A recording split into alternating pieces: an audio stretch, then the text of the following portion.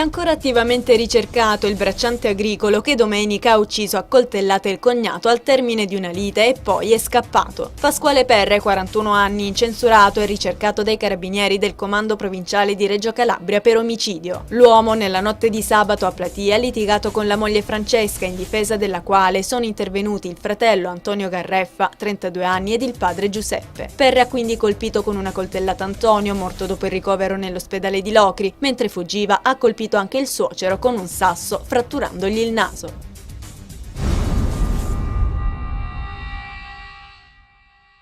6 scosse di terremoto in 24 ore in provincia di Cosenza. Il distretto del Pollino continua a tremare come accade ormai da mesi, ma questa volta uno dei movimenti è stato più intenso e ha gettato nel panico in particolare gli abitanti dei paesi di Mormanno, Laino Borgo e Laino Castello. L'ultima scossa è stata registrata all'1:51 con magnitudo 2.3, ma la più forte, quella di 3.7, è stata registrata dall'Istituto Nazionale di Geofisica e Vulcanologia alle 19:45 di domenica. Diverse le telefonate giunte al centralino dei Vigili del Fuoco dopo la scossa, molti sono usciti dai luoghi chiusi, ma non sono stati segnalati danni a cose o persone.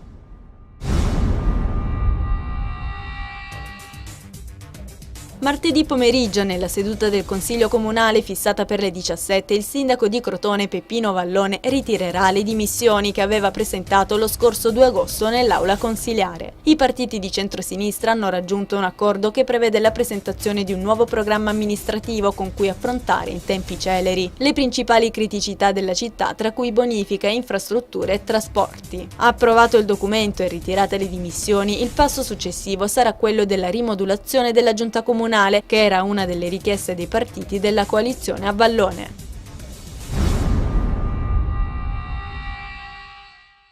È ormai guerra aperta tra la Regione Calabria e Legambiente dopo che Goletta Verde le ha assegnato la maglia nera per l'inquinamento del mare. Dopo la risposta del governatore Scopelliti, che ha minacciato azioni legali a tutela dell'immagine dell'ente, sul tema c'è stato anche l'intervento dell'assessore regionale all'ambiente Franco Pugliano, che ha accusato l'associazione ambientalista di mistificazione dei dati. La replica di Legambiente non si è fatta attendere con il vicepresidente nazionale Ciafani. I dati presentati da Goletta Verde sono la conferma scientifica di quello che tanti cittadini e turisti vedono spesso in mare con i loro occhi. È cominciata con le verifiche tecniche sportive che si sono svolte venerdì 17 agosto in Contrada Gidora, la 3 giorni di grande sport e spettacolo che ha coinvolto l'intero paese di Luzzi per tutto il weekend. La 17ª edizione della cronoscalata Luzzi-Sambucina come ogni anno ha attirato piloti di grandissimo prestigio. Quest'anno il vincitore è stato Domenico Scola Junior, imponendosi sui 6,150 metri di tortuoso ed impegnativo tracciato che uniscono il caratteristico centro alle porte di Cosenza con l'abbazia cistercense di Sambucina. Il ventenne rendese alfiere della Cosenza Corse con il miglior tempo ha preceduto Carmelo Scaramozzino, terzo classificato Francesco Leogrande.